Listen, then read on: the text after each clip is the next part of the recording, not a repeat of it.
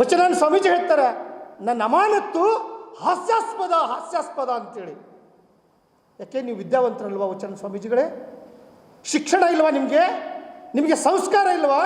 ವಚನಾನಂದ ಸ್ವಾಮಿ ಆ ಪೀಠದಲ್ಲಿ ಮುಂದುವರಿಲಿಕ್ಕೆ ನಾಲಾಯಕ್ ಅಂತ ಹೇಳಿ ಪ್ರತಿಪಾದನೆ ಮಾಡಿರ್ತಕ್ಕಂಥ ಮಾಜಿ ಪ್ರಧಾನ ಕಾರ್ಯದರ್ಶಿಗಳು ಮತ್ತು ಈ ಟ್ರಸ್ಟಿನ ಕಾನೂನು ಸಲಹೆಗಾರಾಗಿ ಮಾತನಾಡ್ತಾ ಇದ್ದೇನೆ. ಬಹುಶಃ ಕರ್ನಾಟಕ ರಾಜ್ಯದಲ್ಲಿ ಭಾಳ ಅತ್ಯಂತ ಶಿವಶರಣರನ್ನು ಕಂಡಿರ್ತಕ್ಕಂಥ ನಾಡು ಕರ್ನಾಟಕ ಅಂತ ಹೇಳಿದರೆ, ಜಗತ್ತಿಗೆ ಸಂದೇಶವನ್ನು ಕೊಟ್ಟಿರ್ತಕ್ಕಂಥ ವಿಶ್ವಗುರು ಬಸವಣ್ಣನವರ ನಾಡು.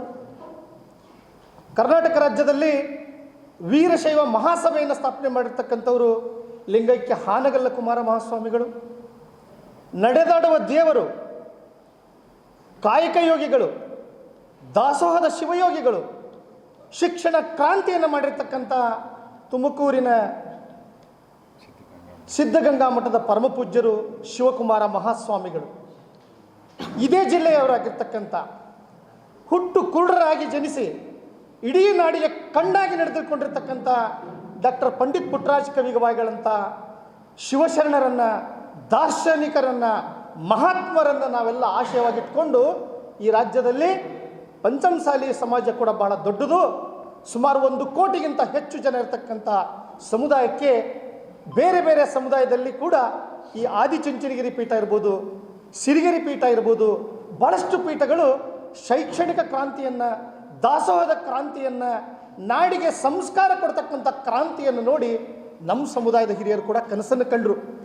ಈ ಸಮುದಾಯಕ್ಕೆ ಒಂದು ಗುರು ಪೀಠವನ್ನು ಸ್ಥಾಪನೆ ಮಾಡಬೇಕು.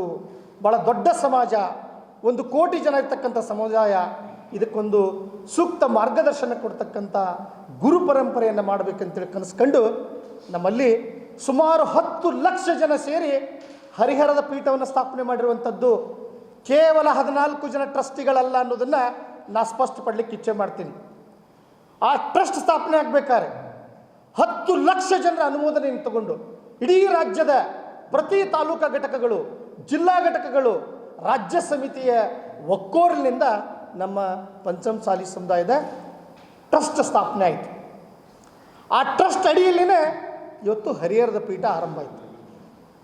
ಇವತ್ತು ಪೀಠ ಏನಾಗಿದೆ, ಅವರ ನಡವಳಿಕೆಗಳೇನು ಅನ್ನೋದನ್ನು ಒಬ್ಬ ನಮ್ಮ ಸಮುದಾಯದ ನಾಯಕ ಹೇಳ್ತಾನೆ. ಆ ಹರಿಹರ ಪೀಠದಲ್ಲಿ ವಚನಾನಂದ ಸ್ವಾಮಿ ಮುಂದುವರಿಲಿಕ್ಕೆ ನಾಲಾಯಕ್ ಅಂತ ಹೇಳ್ತಾನೆ. ಅದು ನಾನಲ್ಲ, ಅದು ಎಚ್.ಎಸ್. ಶಿವಶಂಕರ್, ಒಬ್ಬ ಮಾಜಿ ಶಾಸಕರು ಹೇಳಿರ್ತಕ್ಕಂಥ ಹೇಳಿಕೆ. ಅದನ್ನು ತಮಗೆ ಬೇಕಾದ್ರೆ ಅವ್ರ ವಿಡಿಯೋ ಇದೆ, ಅದನ್ನು ಕೂಡ ತಮ್ಮ ಮುಂದೆ ನಾನು ತೋರಿಸ್ತೇನೆ.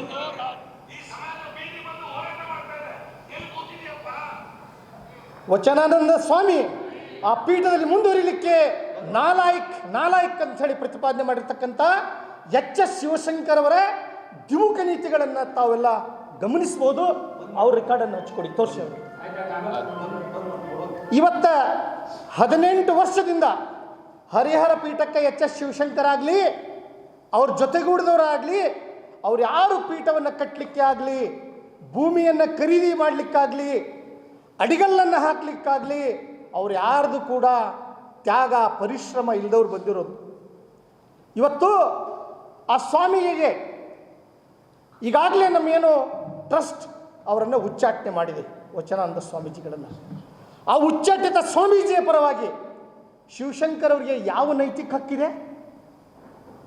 18 ವರ್ಷದಲ್ಲಿ 1 ದಿನ ಪೀಠಕ್ಕೆ ಕಾಲಿಡದಿರ್ತಕ್ಕಂಥವ್ರು, ಅವರ ಶ್ರಮ ಇಲ್ಲ, ತ್ಯಾಗ ಇಲ್ಲ, ಸಂಘಟನೆ ಇಲ್ಲ, ಆ ಪೀಠದಲ್ಲಿ ಕಾಲಿಡದೇ ಇರತಕ್ಕಂಥ ಮಹಾತ್ಮ ಇವತ್ತು ಬಂದಾನಂದರೆ ಅದು ಕೇವಲ ರಾಜಕೀಯ ದುರುದ್ದೇಶ ಅನ್ನೋದನ್ನು ನಾನು ಸ್ಪಷ್ಟಪಡಲಿಕ್ಕೆ ಇಚ್ಛೆ ಮಾಡ್ತೀನಿ.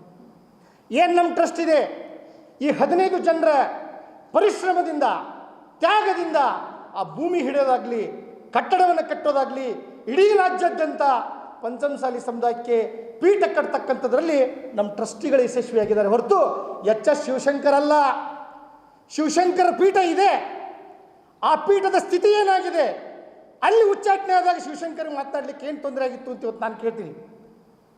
ಶಿವಶಂಕರ್ ಸಾಹೇಬರು ನಮ್ಮ ಸಮುದಾಯದ ಹಿರಿಯರು, ಮಾಜಿ ಶಾಸಕರು, ಅವ್ರ ಬಗ್ಗೆ ನನಗೆ ಗೌರವ ಇದೆ, ಅಭಿಮಾನ ಇದೆ.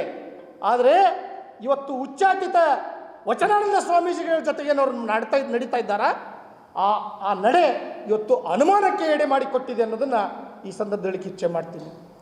ಯಾಕೆ ವಚನಾನಂದ ಸ್ವಾಮೀಜಿ ಹೇಳ್ತಾರೆ, ನನ್ನ ಅಮಾನತ್ತು ಹಾಸ್ಯಾಸ್ಪದ ಅಂತೇಳಿ. ಯಾಕೆ ನೀವು ವಿದ್ಯಾವಂತರಲ್ವಾ ವಚನಾನಂದ ಸ್ವಾಮೀಜಿಗಳೇ? ಶಿಕ್ಷಣ ಇಲ್ವಾ ನಿಮಗೆ ಸಂಸ್ಕಾರ ಇಲ್ವಾ? ಟ್ರಸ್ಟಲ್ಲಿ you are also a member, one of the member. ಬಹುಮತದ ಅಡಿಯಲ್ಲಿ ನಮ್ಮ ಟ್ರಸ್ಟ್ ಬೈಲ ಪೇಜ್ ನಂಬರ್ 8ರಲ್ಲಿ ಸ್ಪಷ್ಟವಾಗಿ ಅಧಿಕಾರ ಇದೆ. ವಚನಾನಂದ ಸ್ವಾಮೀಜಿಯನ್ನು ಕಿತ್ತಾಕ್ತಕ್ಕಂಥ ಅಧಿಕಾರ ಸಂಪೂರ್ಣವಾಗಿ ನಿಮ್ಮ ಟ್ರಸ್ಟ್ಗಿದೆ ಹೊರತು ಎಚ್ ಎಸ್ ಶಿವಶಂಕರ್ಗಿಲ್ಲ ಅನ್ನೋದನ್ನು ನಾನು ಸ್ಪಷ್ಟಪಡಿಸ್ತೀನಿ.